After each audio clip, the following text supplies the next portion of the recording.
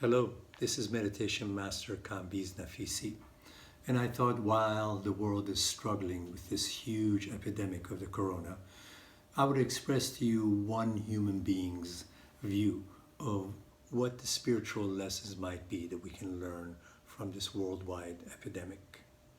Number one, we're all having to stay home longer, and while we stay at home, we're getting a chance to spend more time with our loved one, hopefully more quality time.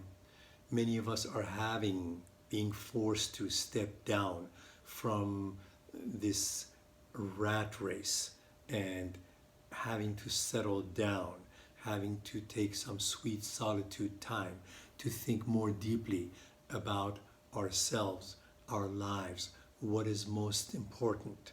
And as we get off this hectic treadmill of life, we get a chance to establish a relationship with self.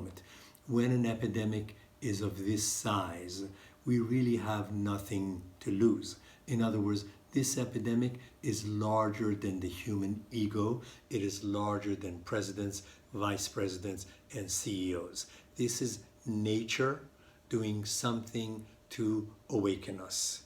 As we have no choice but to live in the present moment, we are coming face to face with the life force, the God force, the forces of nature.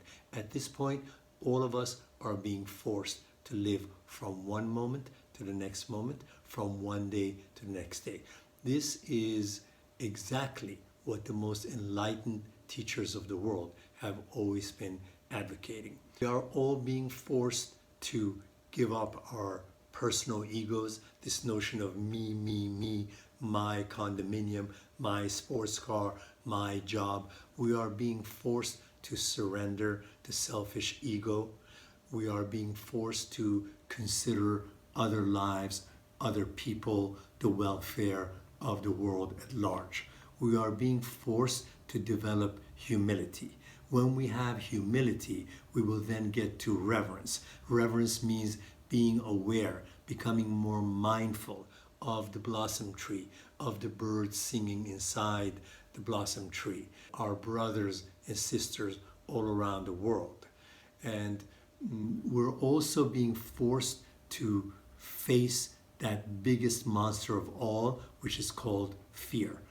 As we sit down and live with psychological fear, we're going to get to know that monster more. We're going to realize that psychological fear, worry, anxiety do nothing at all for our lives. We get to know that monster, we get to speak to it, we get to wrestle with it, and we get to realize that when an epidemic is this big, your personal fear and personal anxiety is petty compared to what's really happening. Our minds are becoming more sane. We're figuring out what's really, really important in our lives. Also, because we're becoming more mindful, we are trying new ways of being. We are turning a different street corner. We are being forced to change our lifestyle. And this can only open up new opportunities. Nature is constantly knocking at our doors, trying to give us some hints about other alternative ways of doing things and being. We are being forced to stop, look, breathe, exist from one moment to the next. We are being forced to stop, breathe, and think about whether the planet Earth has its own consciousness. Is the Earth trying to tell us something? We are forced to surrender to a higher intelligence, to a higher force.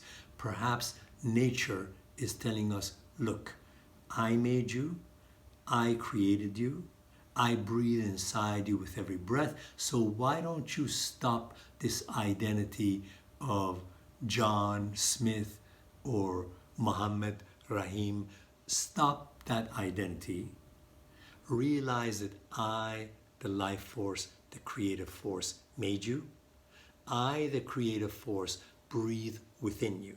Go ahead and wash your hands, put on your masks if you want, But if you want to not be attacked by disease, try this notion that Mother Teresa learned in her life. Every time you breathe, understand that beyond the name John Smith, there is a life force entering you. That life force is conscious, is trying to tell us something through this epidemic, through the melting of the polar ice, through many of the massive changes that are happening in the world. Try breathing in your Creator. And as you exhale, allow that creative force to act through you. God bless you. I love you. And we are all going to be brothers and sisters together in this epidemic.